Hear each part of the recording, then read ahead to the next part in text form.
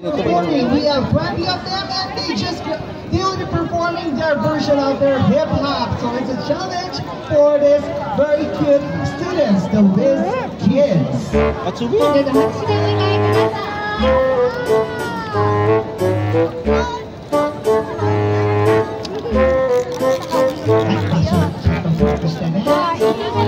Let's check. Okay, you're on your formation. There you go.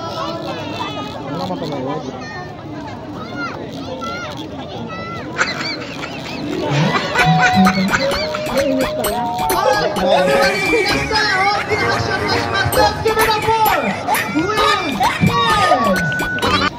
Yes, woo!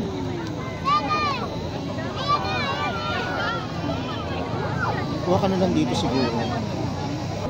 Ang maganda talaga ito, may octopus talaga. Init pala. Init niya.